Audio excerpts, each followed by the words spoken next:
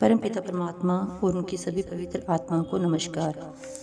गुरु साहिब हमें प्रेरणा देते हुए कहते हैं कि मन में से मायामय जगत का मोह निकालकर हृदय में प्रभु का प्रेम भरोसा पैदा करके उसके आगे हमेशा संतों की संगति द्वारा उसके नाम से लिव जोड़ने की कृपा दृष्टि के लिए विनती करनी चाहिए, ताकि जन्म मरण के बंधनों से सदा के लिए मुक्ति मिल जाए। आनंद रूप परमेश्वर से मिलाप के सच्चे सुख, सच्चे आनंद की प्राप्ति हो जाए तथा मनुष्य जन्म का मूल उद्देश्य पूर्ण हो जाए। हम दुनियावी शक्लों पदार्थों से मोह करते हैं तथा इनकी प्राप्ति के लिए बहुत अधिक प्रयत्न करते हैं, क्योंकि हम इन्हें सुख का साधन समझते हैं। संसार की सभी वस्तुएं अधूरी और नाशवान हैं। इनमें से किसी को भी पूर्ण तथा सदा के लिए सुख नहीं मिल सकता। पूर्ण तथा हमेशा रहने वाला सुख केवल परमात्मा या नाम रूपी पूर्ण और अविनाशी परम तत्व से ही मिल सकता है।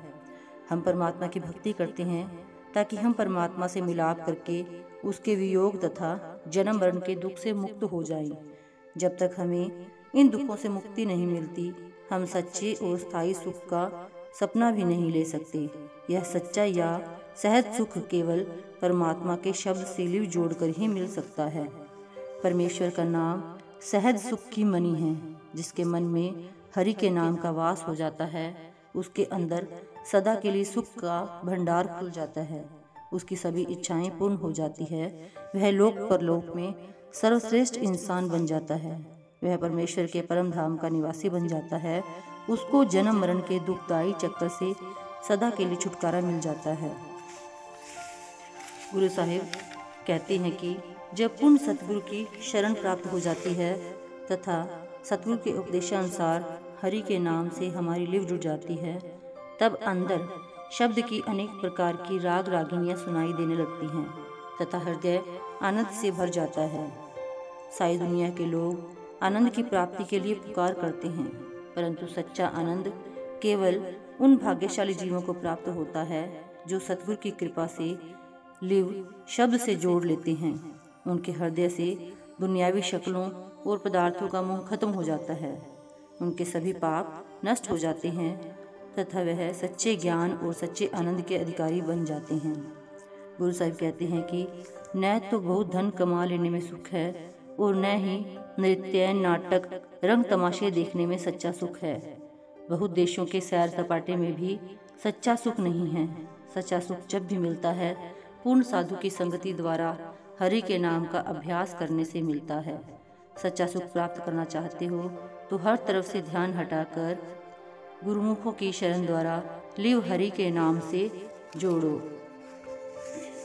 संतों ने नाम को ही सच्चा अमृत माना है। परमार्थिक दृष्टि से जीवात्मा को आवागमन के चक्कर से मुक्त करके अमर जीवन का वरदान बख्शने वाले परम तत्व को अमृत कहा जाता है।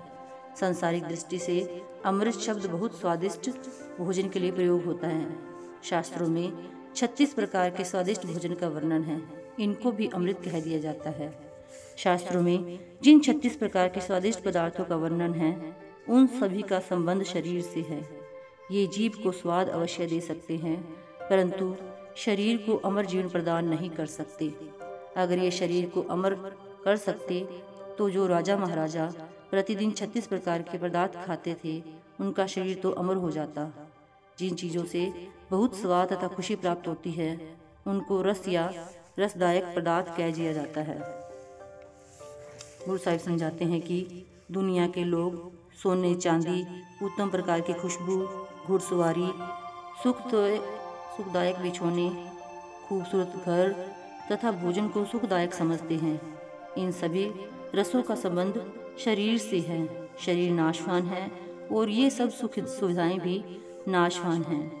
जिस व्यक्ति का मन शरीर तथा मन को खुशी देने वाले भली भांति के रसों में लिप्त रहता है, उसके अंदर आत्मा को सुख शांति बख्शने वाला नाम रूपी श्रेष्ठ रस कैसे समा सकता है। बाहर के सभी स्थूल पदार्थों का रस स्थूल शरीर से है।